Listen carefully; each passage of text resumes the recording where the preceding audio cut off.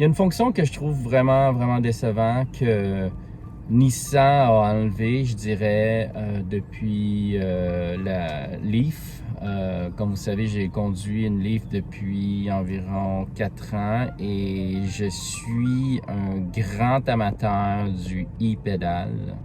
Alors, ce que ça fait, le e-pédale, c'est qu'on peut vraiment conduire la voiture avec un pied, dans le sens que dès qu'on relâche l'accélérateur, le véhicule va vraiment ralentir de beaucoup en rechargeant la batterie.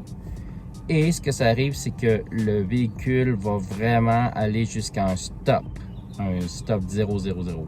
Alors, sur la Ria, par contre, ils ont enlevé cette option-là et j'en avais déjà entendu parler, mais l'avoir expérimenté, je dirais, c'est quelque chose de, je dirais, pas très agréable à cause que le frein réagit vraiment différemment. Alors la pédale de frein elle réagit vraiment bizarre. J'espère que je vais pouvoir faire une vidéo de ça avec le e-step lorsqu'il est activé et que je enlève mon pied de l'accélérateur.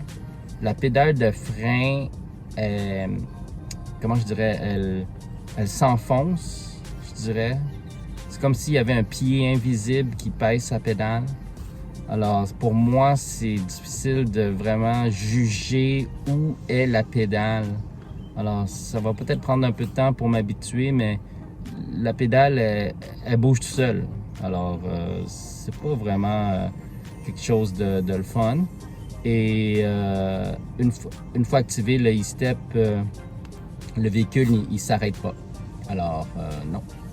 Il va ralentir vraiment beaucoup, mais il ne va pas aller jusqu'à un stop. Alors, la conduite à un pied ne fonctionne plus. Je trouve ça vraiment triste parce que moi, j'ai conduit la Leaf et j'ai comme habitué mon cerveau à conduire avec un seul pied.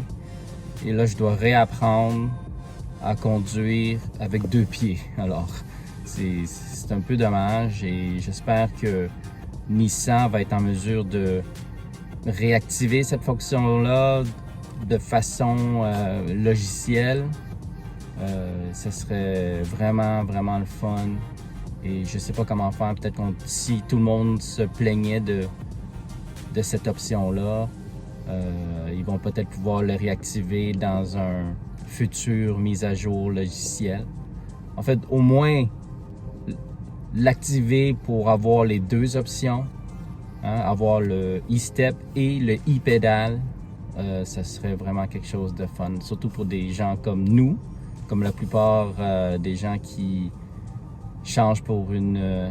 en fait, pour certains nombres de gens qui changent pour une Aria étaient une ancienne propriétaire ou un ancien propriétaire de Leaf. Alors, faudrait le réactiver, oui. Alors, juste pour vous montrer un peu ce que ça fait le e-step, je suis en voiture, je roule avec e-step activé en mode éco et le mode B. Alors, ce que ça fait, je vais juste vous montrer, je vais accélérer un peu ici. Ok, je vais accélérer et je vais enlever mon pied de la pédale d'accélération. Alors, la voiture va vraiment ralentir, vraiment beaucoup, mais sur une Leaf, ça l'aurait déjà arrêté. J'aurais déjà été à 0, sauf que là, vous voyez, ça coast, ça roule encore, ça va baisser, mais ça n'ira jamais jusqu'à un stop complet.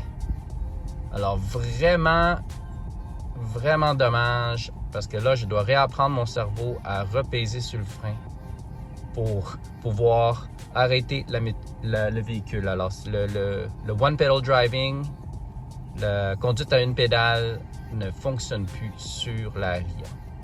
Alors, je vais essayer de faire un demi-tour ici, juste voir comment ça va le turning radius. Oh wow!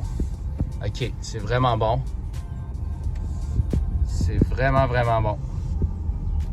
Je dirais que le demi-tour se fait assez facilement. Vous voyez, je dois appliquer les freins. Je peux plus conduire à un pied. Et voilà. Ça marche très bien. J'aimerais peut-être vous montrer un peu les freins, ce que ça fait. Alors là, je vais lever mon pied.